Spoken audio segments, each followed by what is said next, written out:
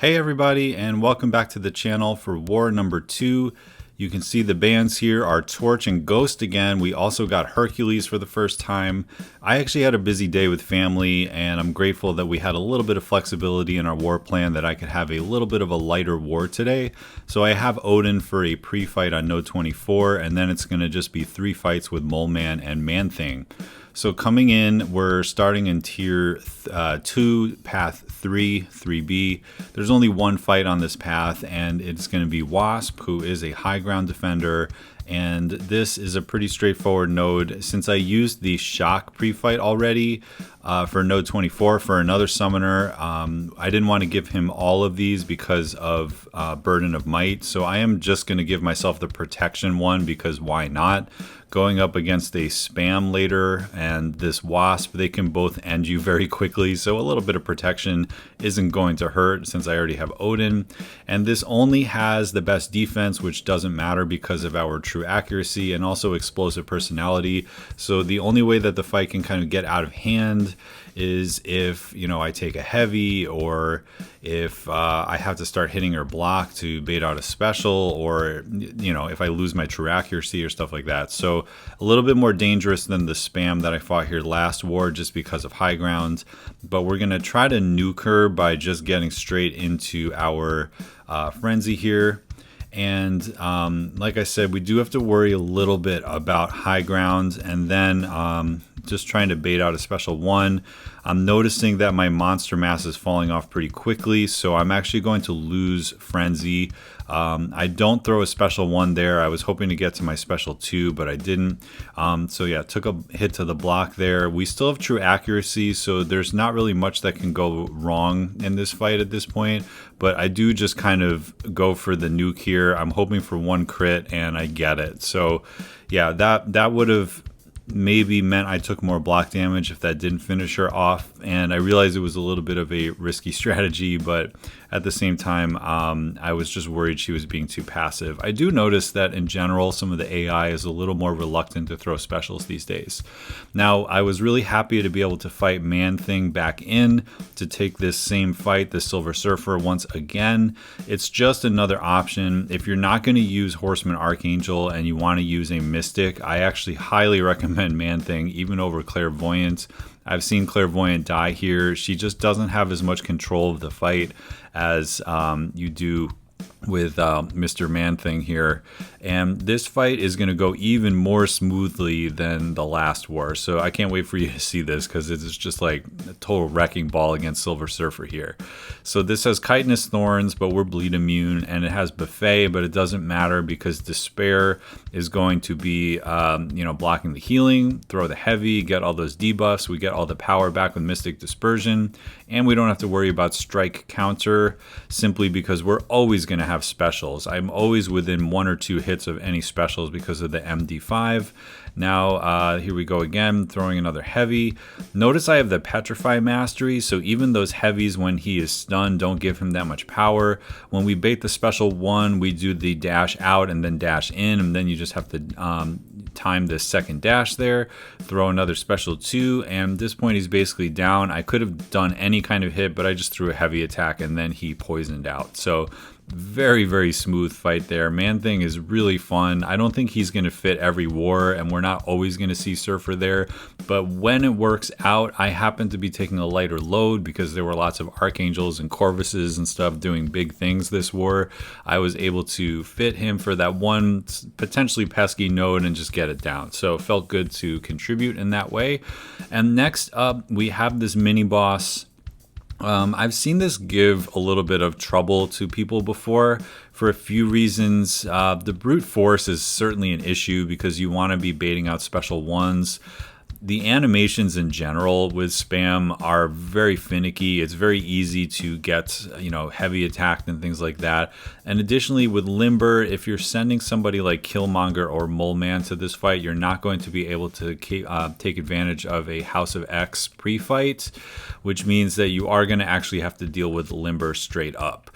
So, you know, given all those factors, brute force, Limber, and needing to keep my true accuracy up, the strategy that the officers counters and myself decided going into this fight was to kind of play Moleman as if he was Killmonger, not intentionally activate Frenzy, because everything in Moleman's base kit counters this node. He's able to shrug debuffs for days as long as he doesn't go into Frenzy, so that means any power stings or any taunts that come on me throughout the fight, if I play into it or if they just naturally happen, like the taunts, they will get shrugged and convert into monster mass.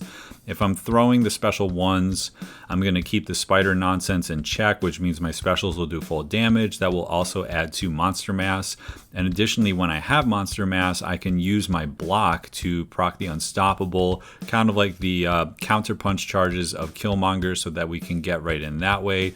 And then, the strategy just is, if the fight starts getting out of hand and brute force comes on us, don't panic. Just kind of get through it and realize that because of class advantage, the brute force isn't going to do that much.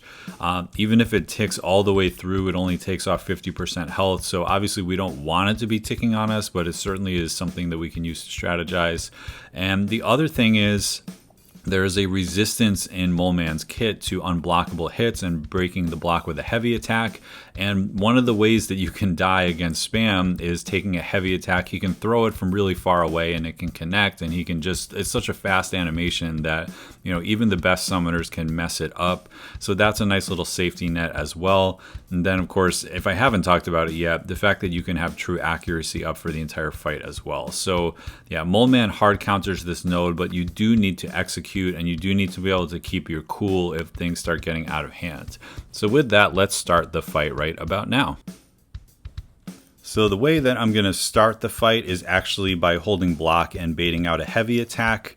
I do want to save the parries that I have at my disposal. Because of Limber, we will be able to punish a few parries, but there's nothing dangerous at the start of the fight. So we block bait 2, and I am going to throw the special one right away. It keeps the spider nonsense down when you throw it right away. And yes, he's not going to evade, but by throwing the special, I'm able to bait his special one, and then my specials do full damage when he's at 0 spider nonsense. So there we go, using the monster mass for our counter punch charges. Now trying to bait this, and he does the heavy attack thing that scares everybody, and I have brute force on me. I decided to cancel the brute force and just block a special 2. At this point in the fight, I didn't want to get backed up. Blocking a special 2 is going to do a lot of damage, but not as much as if I get stuck in the corner and something crazy happens. So yeah, he is not interested in throwing any specials here, but I don't want to worry about evading this. We block it. We're still over 50% health. There we go. That's why I saved those parries, was just for that moment, because things were getting out of hand. I wanted to have that parry ready to go. All right, he throws a special 1, so things are looking a little better. I definitely do not want to throw a special 3 because that puts us at 20 monster mass, and then we lose our true accuracy. So even though the special 2 didn't do any damage there, I don't really care. I just needed to get rid of my power. That's something I learned from a mistake a few seasons ago when I accidentally threw a special 3.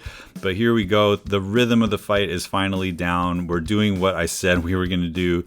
The shocks are doing a decent amount of damage, not as much as I would like. Right there, we saw that part of the kit of Moleman where he can resist a heavy. It's like stand your ground mastery in his actual kit. So that is why we build Monster Mass. That's why we don't even worry about Frenzy. We're just using the kit here. And, despite all of that literal nonsense that happened in the fight, we still perfectly countered it. We only took the 1 hit. We used one of our indestructible hits and he goes down. So sometimes a tutorial on a fight, it's really nice to see when things don't go as planned.